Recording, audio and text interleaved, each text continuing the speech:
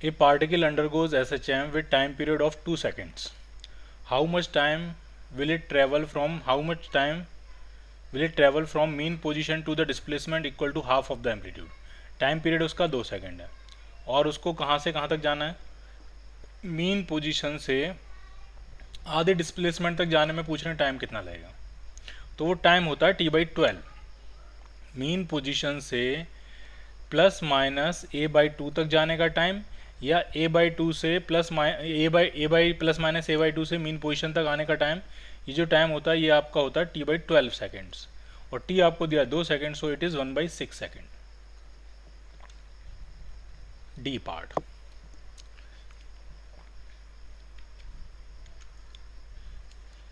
A particle performs SHM on x axis with amplitude A and time period T। एक particle है वो SHM कर रहा है, A एम्पलीट्यूड है, टाइम पीरियड T है।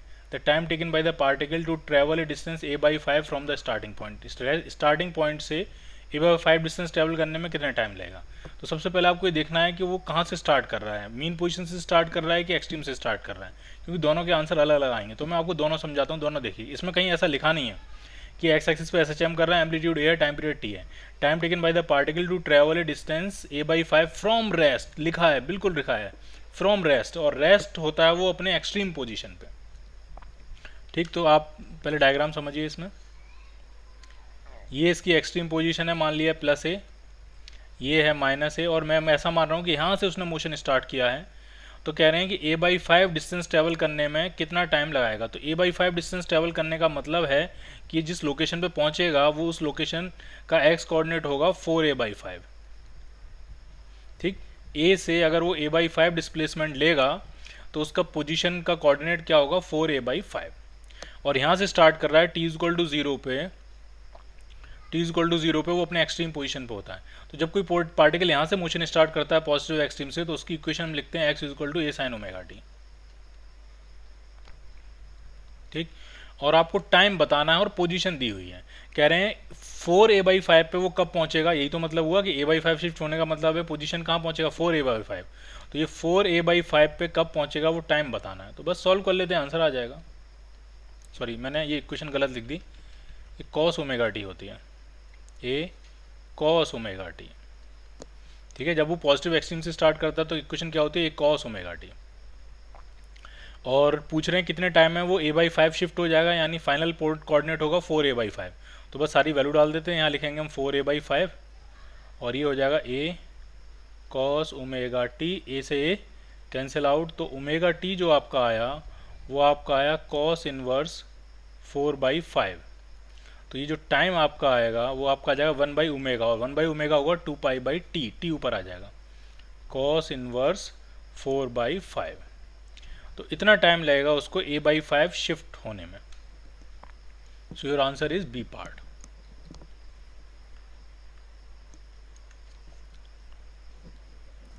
Two particles P1 and P2 are performing SHM along the same line about the mean position.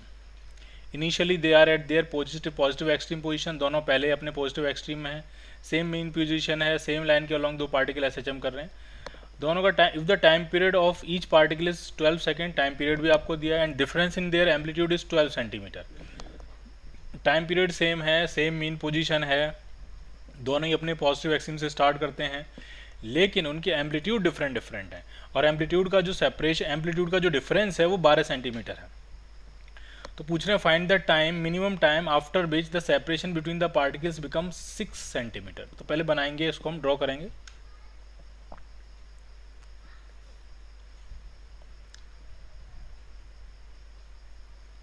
मान लिया एक यहाँ कर रहा है SHM और एक यहाँ कर रहा है SHM।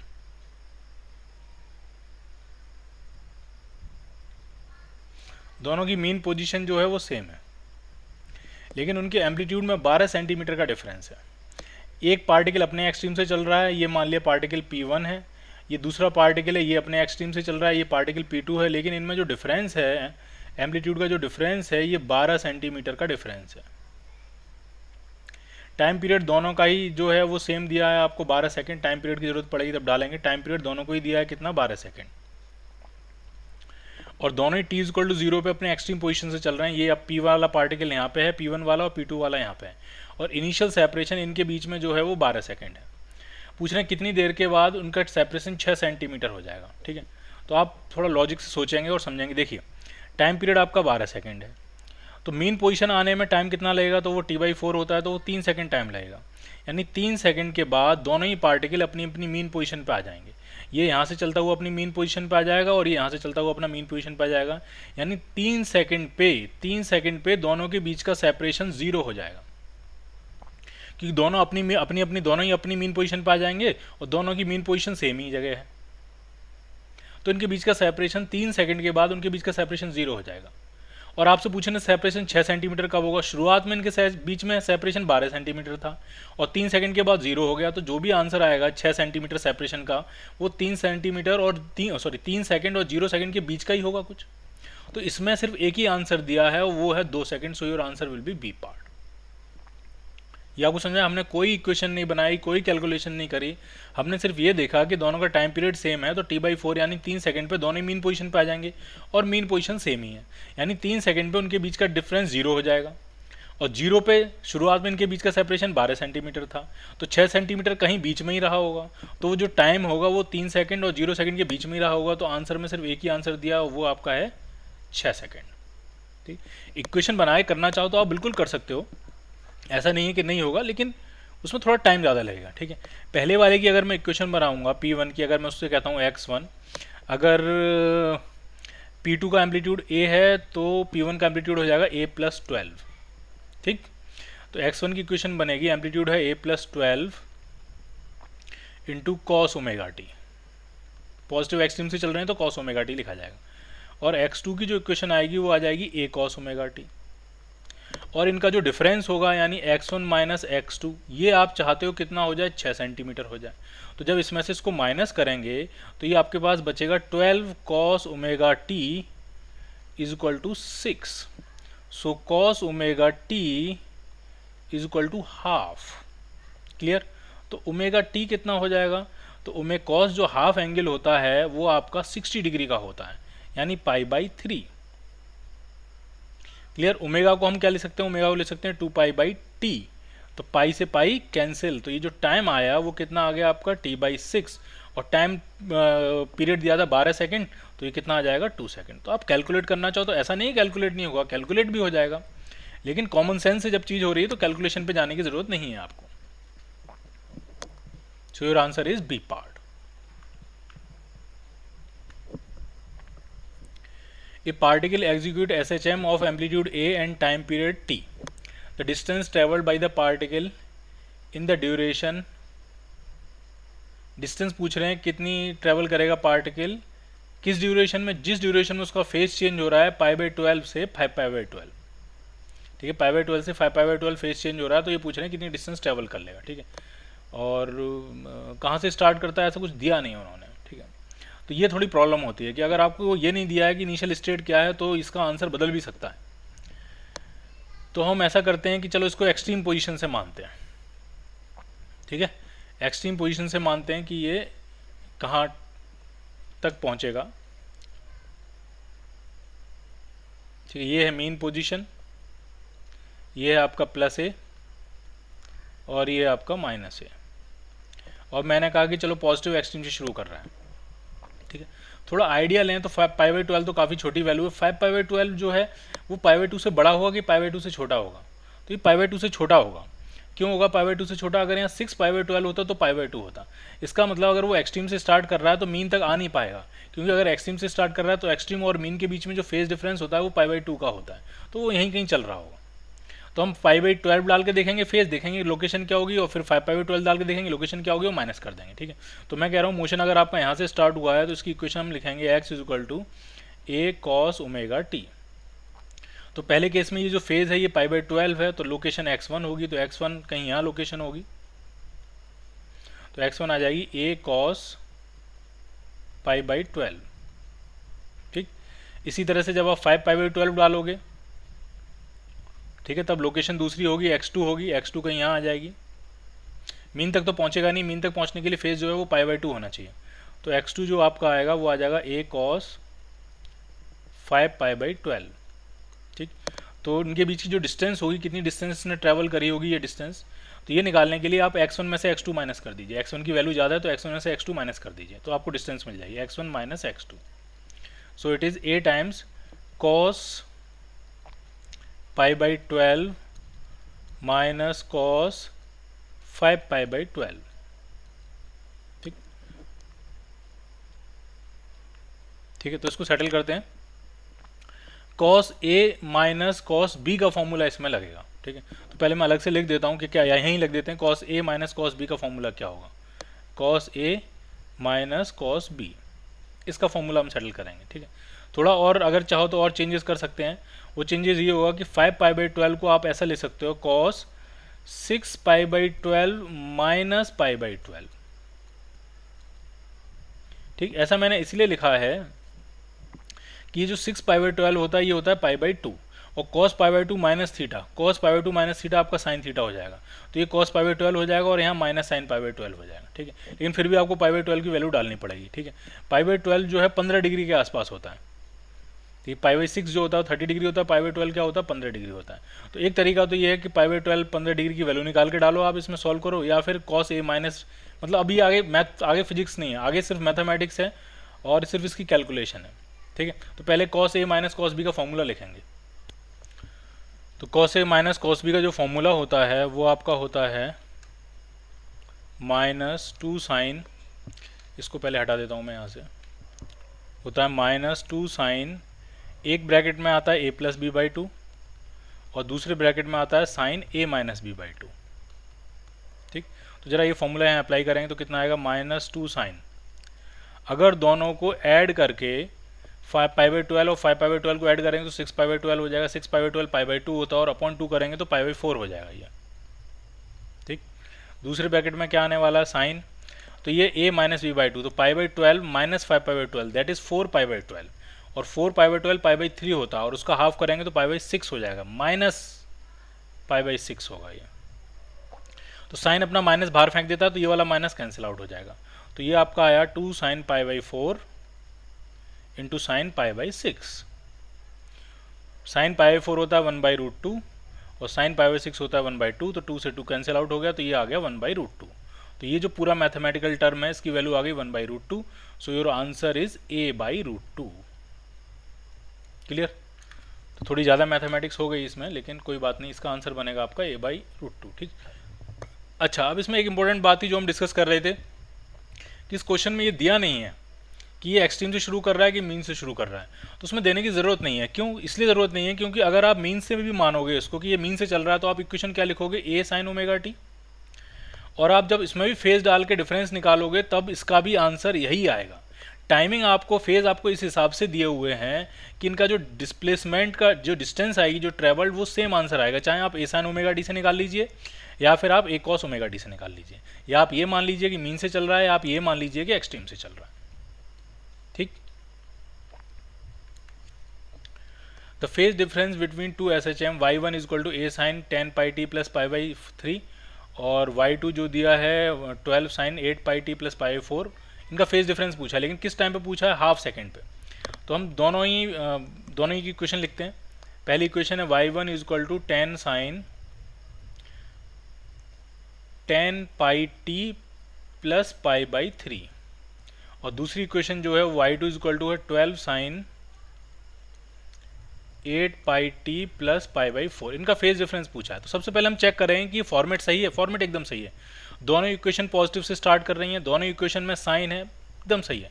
तो अब बस ये इनका फेज बनेगा और इनके फेज का डिफरेंस निकालना है।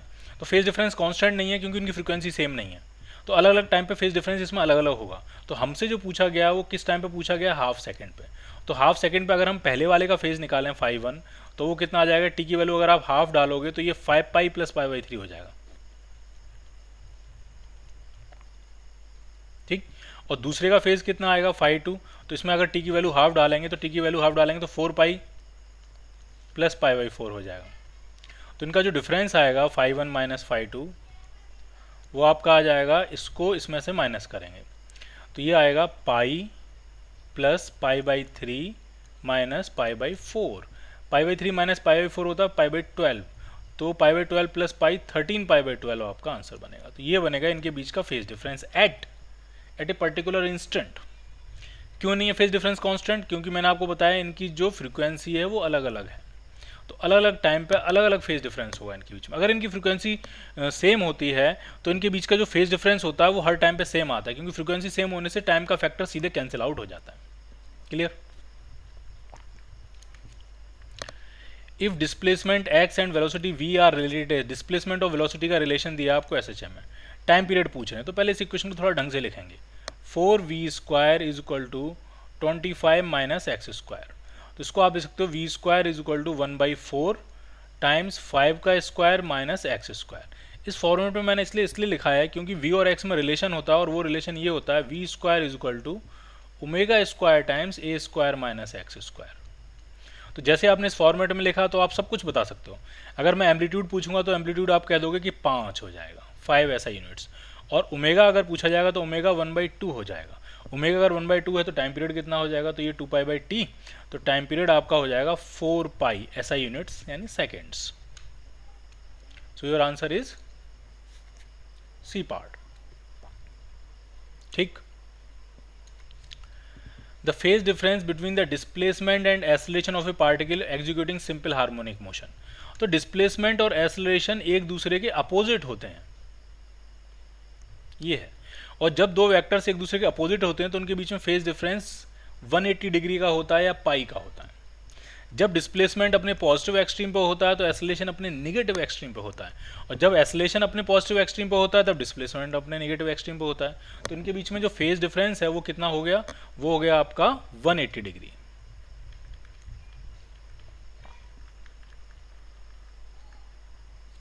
सो your answer is C part. The displacement time equation of a particle executing SHM। Displacement time equation आपको दी हुई है, ठीक। क्या इक्वेशन दी है? x is equal to a sine ω/t plus phi. ये डिस्प्लेसमेंट टाइम इक्वेशन दी हुई है। t इज इक्वल टू 0 पे पार्टिकल की पोजीशन a/2 है, ठीक है। तो यहाँ से हम फाई निकाल सकते हैं, फाई कितना होगा? And it is moving along negative x direction. दोनों बातें समझनी है आपको, ठीक है। t इज इक्वल टू 0 पे वो a/2 पे है, लेकिन मूव क्या कर रहा है? नेगेटिव x डायरेक्शन पे। तो पहले हम छोटा सा एक डायग्राम बना लेते हैं ताकि चीज़ें विजुलाइज करना आसान हो। ये मेन पोजीशन है, t इज इक्वल टू 0 पे वो a/2 पे है, ये a प्लस ए होगा, ये माइनस ए होगा। यहाँ है वो a/2 पे है, लेकिन पॉजिटिव में नहीं भाग रहा है। कहाँ भाग रहा है? वो नेगेटिव में भाग रहा है, इस तरह से, यानी वेलोसिटी इसकी नेगेटिव होगी। चलो सॉल्व करते हैं फिर, ठीक है। तो पहले पोजीशन से निकालते हैं क्या क्या आंसर आएंगे। x की जगह डालेंगे a/2 is equal to a sine, t is equal to 0 डालेंगे तो a साइन फाई। तो साइन फाई जो आपका आया वो हाफ आ गया। अब हाफ आ गया तो फाई की वैल्यू सिर्फ एक नहीं, दो वैल्यू डालनी पड़ेंगी। फाई आपका क्या क्या हो सकता है? तो फाई एक तो आपका 30 डिग्री हो सकता है, π/6 हो सकता है, और 5π/6 भी हो सकता है, ठीक है। अगर हम पूरे एक इंटरवल में लिखें तो कम से कम 2 बार साइन जो है वो हाफ लेता है। अगर साइन का ये ग्राफ है, हाफ जो वैल्यू वो 2 बार लेता है, एक π/6 पे लेता है, एक 5π/6 पे लेता है। तो ये 2 वैल्यू हो गई। अब हमें वेलोसिटी वाले पे भी चेक करना है, तो इसकी वेलोसिटी कैसे निकालेंगे? डिफरेंशिएट कर देंगे। तो जो वेलोसिटी आपकी आएगी वो आ जाएगी a omega cos ω/t plus phi, और t इज इक्वल टू 0 पे वेलोसिटी नेगेटिव आनी चाहिए। तो t इज इक्वल टू 0 जब आप डालोगे तो ये आ जाएगा a ओमेगा cos फाई। अब ये नेगेटिव होने के लिए फाई क्या होना चाहिए? ये कि ये, तो इस वाले में तो cos फाई पॉजिटिव हो जाएगा, तो ये आंसर नहीं बनेगा। तो आपका आंसर ये बनेगा। इसमें जो है वो cos फाई कैसा होगा? नेगेटिव होगा। सो योर आंसर इज 5π/6, ठीक। तो चाहो तो आप इसको पाई माइनस π/6 भी ले सकते हो। तो ये आंसर तो पता नहीं कहाँ से आ गए, ये K1 K2 ये तो सब कुछ इसके आंसर है ही नहीं, कहीं और से लग गए हैं। और ये 4π नहीं होगा, यहाँ पे क्या होगा? पाई। तो ये आंसर आएगा pi minus π/6। So your answer is B part, ठीक। अगला क्वेश्चन देखते हैं। The phase difference between two particles executing SHM of the same amplitude and frequency. दो पार्टिकल हैं, सेम एम्पलीट्यूड है, सेम फ्रीक्वेंसी है, along same straight line, while passing one another going in opposite direction with equal displacement from their respective starting point। फिर से पढ़ लेते हैं। The phase difference between two particles, phase difference के बारे में बात चल रही है। कब? दो पार्टिकल्स के बारे में इंपॉर्टेंट इन्फॉर्मेशन ये है कि सेम एम्पलीट्यूड है, सेम फ्रीक्वेंसी है, एक ही लाइन के अलॉन्ग वो मूव कर रहे हैं, तो पहले डायग्राम भी बनाएंगे साथ में छोटा सा। एक पार्टिकल यहाँ है और एक पार्टिकल मान लिया यहाँ है। ये मान लिया मीन पोजीशन है, ये इसकी पॉजिटिव एक्सट्रीम है प्लस ए, नेगेटिव एक्सट्रीम माइनस ए, और ये कह रहे हैं कि जब ये दोनों एक दूसरे को क्रॉस करते हैं while passing one another going in opposite directions with equal displacement from their respective starting point is 2 pi by 3, यानी उनके बीच का जो फेज डिफरेंस है वो 2 पाई बाई 3 है। जब वो एक दूसरे को क्रॉस कर रहे होंगे, जब ये एक दूसरे को क्रॉस कर रहे होंगे तब उनके बीच का फेज डिफरेंस 2 पाई बाई 3 है। ठीक है, मतलब कुछ ऐसा रहा होगा, जैसे मान लिया कि ये पार्टिकल कुछ भी मान सकते हैं, ये इधर जा रहा है और ये वाला पार्टिकल इधर आ रहा है, इस पॉइंट पे इन दोनों ने क्रॉस किया है, तब इन दोनों के बीच में जो फेज डिफरेंस है डेल्टा फाई जो है वो है 2 पाई बाई 3। ठीक है, ऑब्वियसली सेम फेज में नहीं है, ये इधर जा रहा है, इधर जा रहा है, बट जिस मोमेंट पे ये क्रॉस कर रहे हैं एक दूसरे को उस टाइम पे इनके बीच में जो फेज डिफरेंस है वो कितना है 2 पाई बाई 3। ठीक,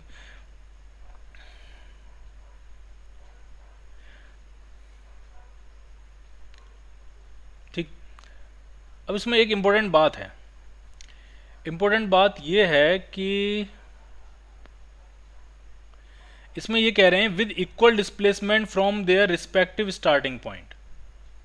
ऑब्वियसली जो भी रिस्पेक्टिव स्टार्टिंग पॉइंट होगा वहां से इनका जो फाइनल पोजीशन है जहां पे ये क्रॉस कर रहे हैं वो सेम पोजीशन ही होगी। क्रॉस करने का मतलब ही है कि डिस्प्लेसमेंट दोनों का सेम ही होना चाहिए। सेम पॉइंट पे जब एक दूसरे के पास से निकलेंगे तभी तो हम बोलेंगे क्रॉस कर रहे हैं, तो कुछ स्पेशल कहने की जरूरत नहीं है उसको। ठीक है, if the phase of the one particle is pi by 6, एक का फेज पाई बाई 6 है, find the displacement at this instant if the amplitude is, एक का फेज पाई बाई 6 है।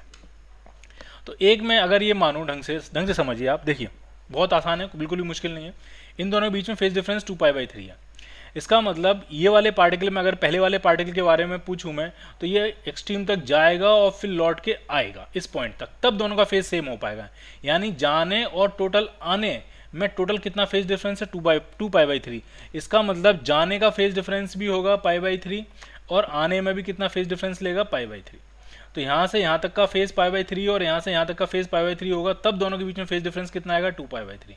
और अगर ये पाई बाई 3 है तो ये वाला जो बचेगा मीन पोजीशन से यहाँ तक का ये पाई बाई 6 होगा, क्योंकि मीन पोजीशन से एक्सट्रीम तक का जो होता है ये पाई बाई 2 होता है। और अगर ये पाई बाई 6 है तो एम्पलीट्यूड या उस पोजीशन की लोकेशन क्या होगी वो आप तुरंत बता सकते हो। अगर हम मीन से सेटल करेंगे तो इक्वेशन लिखेंगे x equal to a sine omega t और फेज डालेंगे पाई बाई 6, तो यहाँ से आ जाएगा a बाई 2।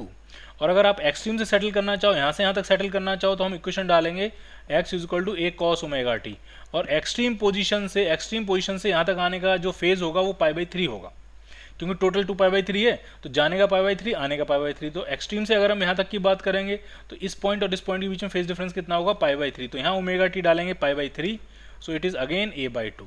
तो जिस पॉइंट पे ये दोनों एक दूसरे को क्रॉस करेंगे वो उसकी जो लोकेशन होगी, उसका डिस्प्लेसमेंट जो होगा मीन पोजीशन से वो कितना होगा, वो होगा a बाई 2।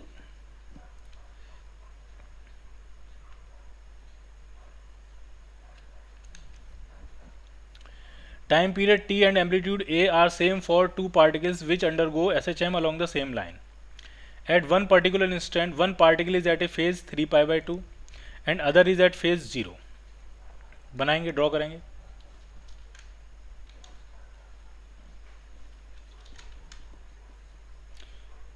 फिर से दो पार्टिकल हैं, एक ही लाइन के अलॉन्ग SHM कर रहे हैं, मीन पोजीशन सेम है, सब कुछ वही है। ये मीन पोजीशन है, ये पॉजिटिव एक्सट्रीम मान ली दोनों की प्लस ए और ये नेगेटिव एक्सट्रीम माइनस ए। ठीक, at one particular instant one particle is at a phase 3 pi by 2 and other is at phase 0। ठीक है, तो मैं ऐसा मान ले रहा हूँ कि एक तो है आपका ओरिजिन पे, ओरिजिन से मान रहे हैं फेज। इक्वेशन में ये सोचने की कोशिश कर रहा हूँ ए साइन ओमेगा टी। तो एक पार्टिकल का तो फेज 0 है तो वो अपने ओरिजिन पे होगा, और दूसरे का फेज 3 पाई बाई 2 है। इसका मतलब पाई बाई 2 आगे, फिर और पाई बाई 2, फिर और पाई बाई 2, यानी दूसरा वाला पार्टिकल ऐसे पॉजिटिव में जाके ऐसे लौट के नेगेटिव में यहाँ पहुँच गया होगा, तो दूसरा वाला पार्टिकल यहाँ होगा, क्योंकि जाना पाई बाई 2, फिर लौट के आना पाई बाई 2 और फिर ये पाई बाई 2। तब हम बोलेंगे कि दूसरे पार्टिकल का फेज पहले वाले पार्टिकल से 3 पाई बाई 2 ज़्यादा है। While moving in the same direction, बिल्कुल सही कह रहे हैं, सेम डायरेक्शन में मूव कर रहे हैं। ये यहाँ से स्टार्ट करेगा, ये पॉजिटिव की तरफ भागेगा, और ये नेगेटिव तो पहुंच ही गया, तो ये भी कहाँ भागेगा, पॉजिटिव की तरफ ही भागेगा। ठीक ही कह रहे हैं। Find the time eight which they will cross each other, कितनी देर में ये क्रॉस करेंगे। तो ये क्वेश्चन हम पहले भी कर चुके हैं।